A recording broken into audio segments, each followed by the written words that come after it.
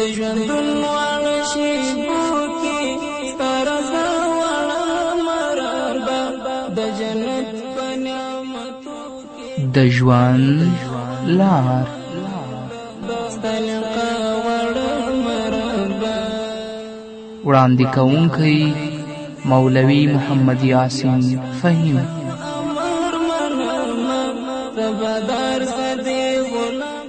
د ژوند لار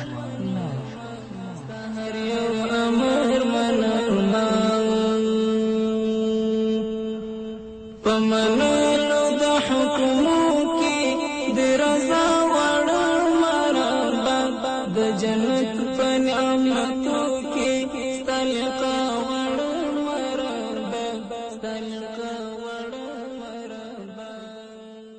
بسم الله الرحمن الرحيم. الحمد لله رب العالمين حمد الشاكرين.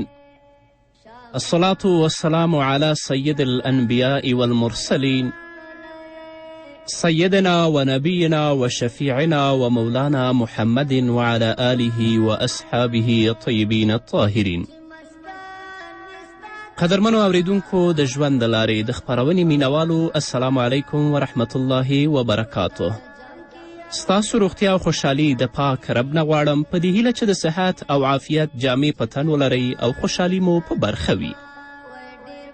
دا دی زه محمد یاسین فهیم د ژوند د لارې د خپرونې په وړاندې کولو کې ستاسو په خدمت کې یم، په دې هیله چې دا خپرونه ستاسو د پام وړ وګرځي. قدرمنو اوریدونکو، په نننۍ خپرونه کې به تاسو ته د مانځه کولو مکمله طریقه بیان شي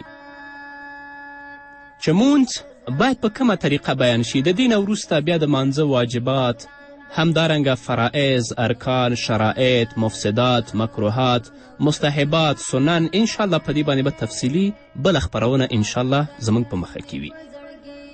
چې کله زموږ یو مسلمان ورور یا زموږ مسلمانه خور قصد کوي چې د الله حضور ته ودرېږي او مونځ وکړي، نو لومړی باید جامې او ځان پاک کړي، زړه د دنیا د کارونو نه بېغمه کړي، ځکه که د دنیا په معاملاتو کې انسان راګیر وي نو توجه به د دنیا کاروبار ته وي او مونځ به د زړه په مینه ادا نشي.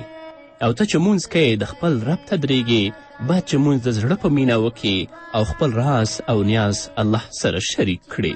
د هغې نه به وروسته نیغ ودرېږي چې د هر وخت مونځ کوي د هغه وخت نیت دې وکړي. نیت که په ژبه باندې وي او که نیت په زړه باندې وي، خو نیت کول ضروري دي. ځینې زموږ ورونه دي چې کله جمع ته راځي نو په نیت تړلو باندې د دیونه رکات تیریږي. نه، په زړه کې وګرځوه چې دا 4 رکاته مونځ یا د مازدیګر یا د ماسپښین یا د ماښام زه ادا کوم. نو نیت که په ژبه وي او که په زړه وي، مانځه ته چې ودرېږي نو باید ډیر په اخلاص او په صداقت سره او ډیر په عاجزي سره خپل الله ته ودرېږي. چې کله یې لاسونه د غوږونو نه راښکته کړه نو ښي لاس دې په چپ لاس باندې کیږدي او دا دعا دې ووایي: سبحانک اللهم وبحمدک وتبارک اسمک وتعالی جدک ولا اله غیرک. پاکی د تا لره یا الله، سره د ستاینې ستا، مبارک دی نوم ستا او لوړ دی شان ستا، او نشته وړ د عبادت پرته له تا نه بل څوک وړ د عبادت نشته دی. نو کله چې سبحانک اللهم ولستله، له دې نه پس که ځان ته لمونځ کوي او که امام وي نو اعوذ بالله من الشیطان الرجیم دی ووایي، او د اعوذ بالله من الشیطان الرجیم نه وروسته بسم الله الرحمن الرحیم دی ووایي، او بیا د سورې فاتحه یعنی الحمدلله ولولي.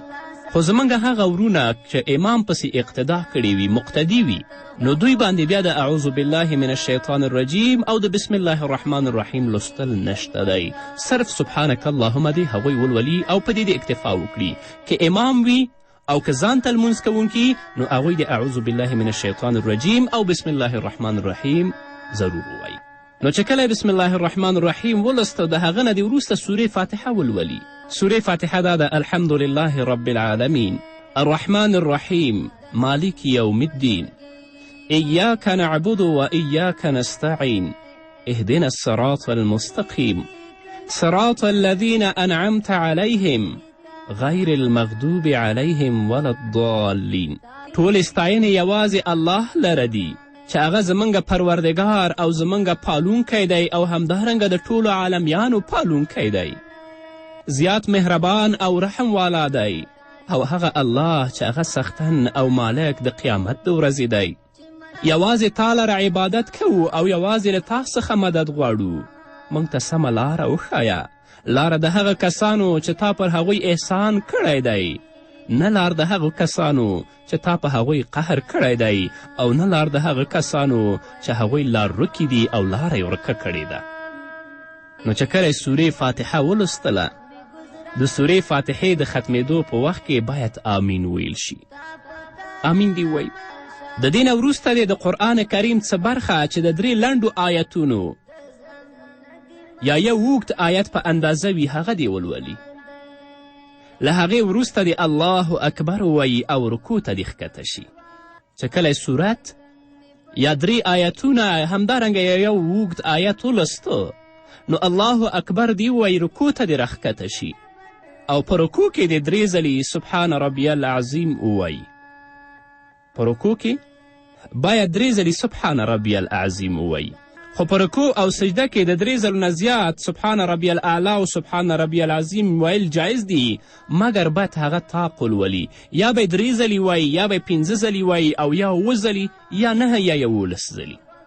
د رکوع په وخت کې باید ملا او سر ټول د تختې په شان سره یو برابر وي. بیا دې د رکوع نه د پورته کېدو په وخت کې قومه وکړي، الله اکبر دې ووایي، د رکوع نه دې پورته شي او په قومه کې دې دا کلمات ووایي: سمع الله لمن حمده ربنا لك الحمد. الله تعالی د هغه چا خبره اوري چې د هغه ستاینه کوي. ای زموږ ربه، ستاینې یوازې تا لره دي. او کولی شي چې د دې نه وروسته دا کلمه ووایي: حمدا کثیرا طیبا مبارکا فیه. نو نیغ دې ودرېږي. اوس په دې باندې پوه شو چې قومه څه ته وایي. قومه د رکوع نه پس دومره ودرېدل چې دغه الفاظ پکې په سمه توګه وویل شي چې سمع الله لمن حمده ربنا لك الحمد. خو له بده مرغه نن ورځ موږ وینو چې زموږ خویندې یا زموږ ورونه د هغو د مانځه طریقه بالکل خلاف د طریقې د محمد رسول الله صلی الله علیه وسلم دی. اکثر خو د رکوع نه سر نه اوچتوي، ډایرکټ سجدې ته ځي، او که د رکوع نه سر اوچتوي هغه هم ډېر زیات محدود. دا خو لا پرېږده چې ډېره په سمه طریقه باندې په هغه کې دا ولستل شي چې سمع الله لمن حمده ربنا لك الحمد. او د اکثرو فقهاو په نزد باندې تعدیل د ارکانو واجب دی. چې تعدیل د ارکانو ونه شو، واجب دی په قصد پرېښوده، اصلا مونځ نه دی شوی. بیا دې الله اکبر وایي او سجدې ته دې ښکته شي. سجدې ته د ښکته کېدو په وخت کې په ځمکه باندې د لومړی خپل زنګنونه ولګوي، بیا به خپل لاسونه ولګوي، ورپسې به تندی ولګوي او د هغه نه وروسته پوزه. کله چې سجدې ته ښکته شي نو 3 ځلې د سبحان ربی الاعلی ووایي، او کولی شي چې د دې نه زیات 5 ځله، 7 ځله، 9 ځله، 11 ځلې هم ووایي. خو امام به په 3 ځلو باندې اکتفا کوي. چې کله اوله سجده کې 3 ځلې سبحان ربی الاعلی ولستل، نو بیا د الله اکبر ووایي، کیدیني د 2 سجدو په منځ کې د جلسه وکړي. جلسه د 2 سجدو تر منځ په دومره اندازه کېناستل چې اندامونه یې په ځای شي او دغه دعا پکې 3 ځله تکرار شي چې رب اغفر لی.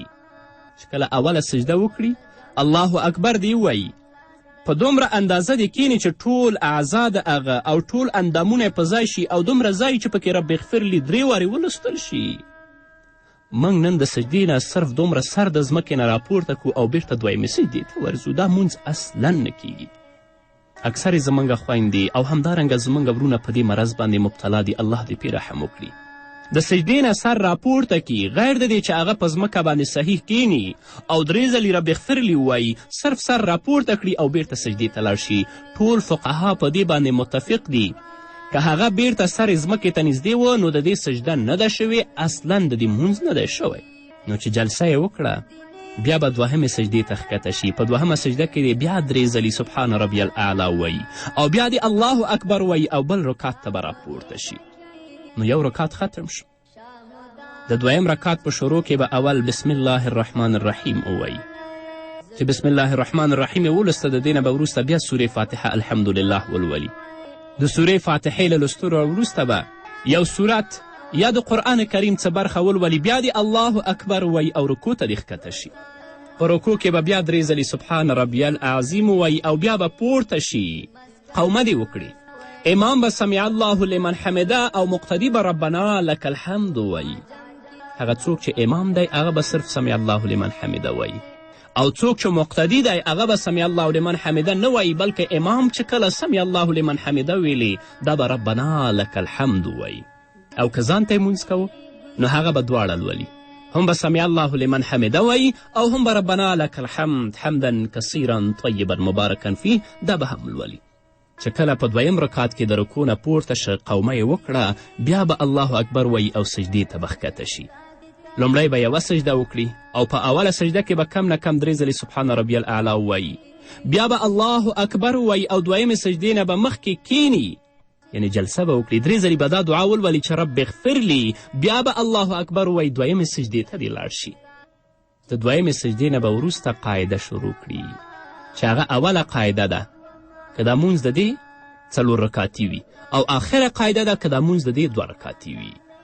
نو قدرمنو اوریدونکو، مسلمانانو ورونو او خویندو، مونځ د اسلام د مقدس دین ډیر مهم رکن دی او په مانځه باندې الله رب العزت د انسان نه ډیر زیات خوشحالیږي، ځکه دا د خپل رب سره راز و نیاز کوي.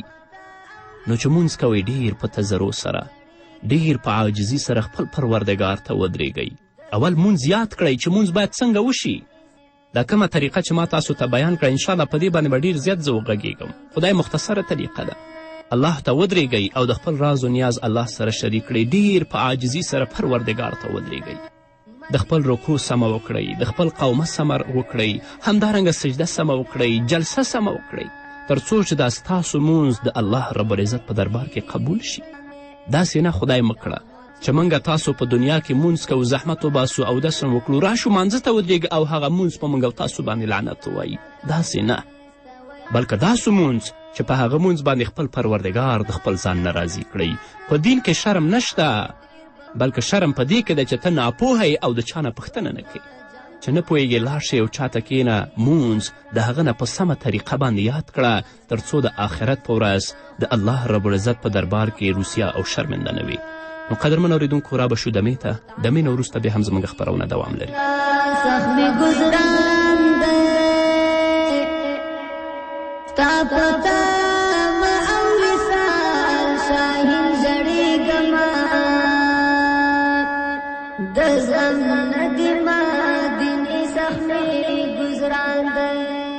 ستا دیدن می په زړګي باندې ارمان دی، مدینه کله بدر شمسا کوڅې ته، ستا په غېږه کې وید زما جانان دی، شامدان چې دا ستا خدمت کولی زلوګی. قدرمنو اوریدونکو، بیا هم زموږ سلامونه او نیکې هیلې ومنئ. نو چې کله په 2یم رکعت کې کښېناست نو لومړی به هغه تشهد ولولي. تشهد یعنی التحیاتو، التحیات لله والصلوات والطیبات، السلام علیک ایها النبی ورحمة الله وبرکاته، السلام علینا وعلى عباد الله الصالحین، اشهد ان لا اله الا الله واشهد ان محمدا عبده ورسوله. دا تشهد. التحيات لله والصلوات والطيبات، السلام عليك ايها النبي ورحمة الله وبركاته، السلام علينا وعلى عباد الله الصالحين، اشهد ان لا اله الا الله واشهد ان محمدا عبده ورسوله. ټول ستاینې، ټول حمدونه، قولی عبادتونه، بدنی عبادتونه الله تعالی لره دي. سلامتیا له هر آفته دی وي تا لره ای پیغمبره، او رحمت د الله تعالی دی وي په تا ای پیغمبره، او ډیر خیرونه او برکتونه د الله دی وي په تا ای پیغمبره، او سلامتیا له ټولو آفتونه دی وي په موږ او په نیکو بندګانو د الله. زه شاهدي ورکوم په دې چې بېشکه نشته داسې ذات چې عبادت یې کیږي بې له الله څخه، او زه شاهدي ورکوم چې رښتیا سره محمد رسول الله صلی الله علیه وسلم د الله بنده او د الله رسول دی.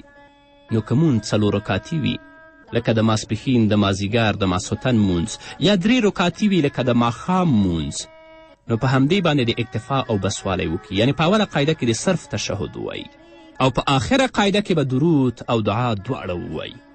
او که مونځ 2 رکاتي وي لکه د سهار مونځ یا هغه نفلي منځونه چې تاسو کوئ، نو چې کله تشهد ووایي د تشهد نه به وروسته بیا درود ووایي او هغه دعا چې په آخر کې د هغه به ملولئ بیا به سلام ګرځوئ. چې کله یې اتحیاتو ولوستله نو پورته دې شي 3م رکعت ته په همغه طریقه چې ما تاسو ته ذکر کړل. 3م رکعت دې وکړي، بیا د 4م رکعت کې چې کله کیناسته او تشهد یې ولسته، د تشهد نه به وروسته دا درود ولولي: اللهم صل علی محمد وعلى آل محمد كما صليت على إبراهيم وعلى آل إبراهيم إنك حميد مجيد. یا الله رحمت ولیږې په محمد صلی الله علیه وسلم باندې او د هغه په اولاده لکه تا چې رحمت لیږلی و په ابراهیم علیه الصلاة وسلام او د هغه په اولاده بېشکه ته لوی ستایل شوی ذات یې. له دې وروسته به دا دعا او دا درود ولولي: اللهم بارک علی محمد وعلى آل محمد كما باركت على إبراهيم وعلى آل إبراهيم إنك حميد مجيد. یا الله برکت ولیږي په محمد صلی الله علیه وسلم باندې او د هغه په اولاده لکه تا چې برکت لیږلی و په ابراهیم علیه الصلاة وسلام او د هغه په اولاد بېشکه ته لوی ستایل شوی ذات یې. او په آخر کې به دا دعا ولولي: اللهم ربنا آتنا في الدنيا حسنه وفي الآخرة حسنه وقنا عذاب النار. هی زمونږ ربه مونږ ته په دنیا کې ښه ژوند راکړي او په آخرت کې ښه ژوند راکړي او د دوزخ له اور څخه مونږه وساتي. بیا د اول ښي طرف ته مخ وګرځئ او السلام علیکم ورحمت الله دې ووایي. ورپسې د چپ طرف ته مخ وګرځئ او السلام علیکم ورحمت الله دې ووایي او خپل مونځ به ختم کړي.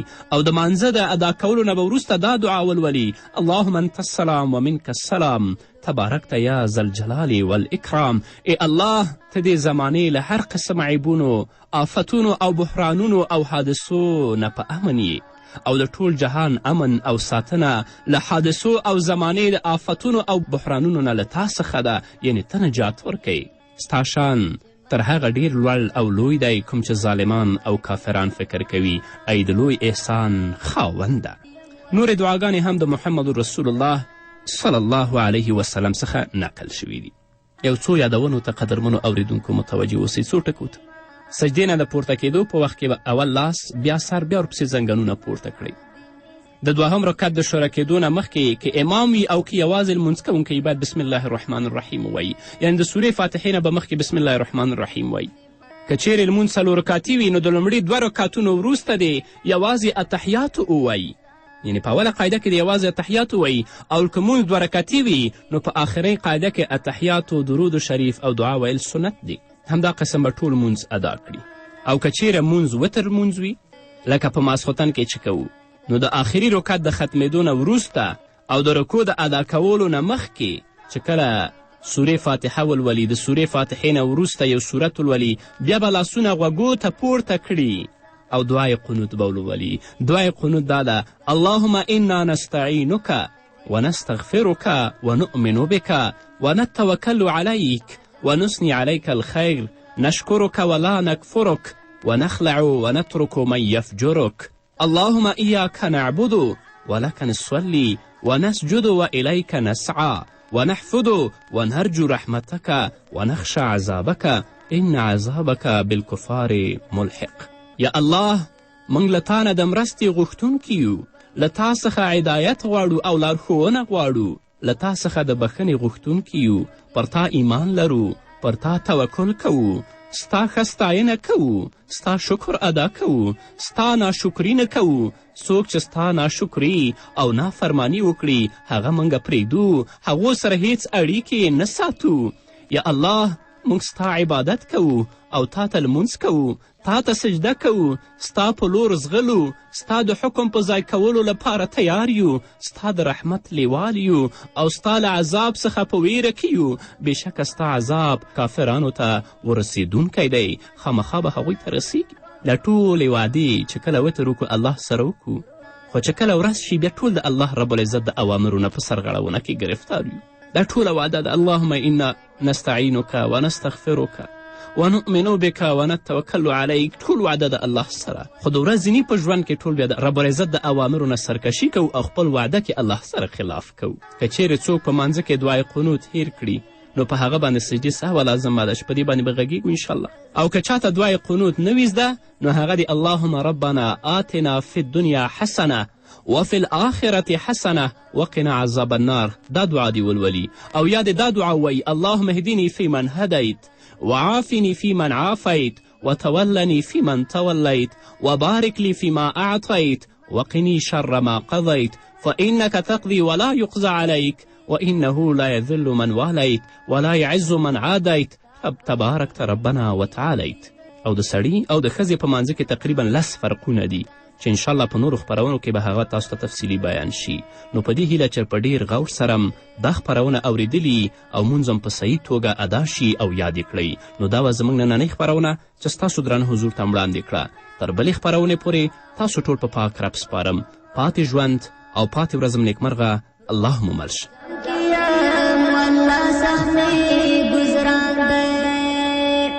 چې مسکان مستا ترخوا وی ډېر بخوا کړم پروت عجم کې یم والله سخت مې ګزران دی ستا په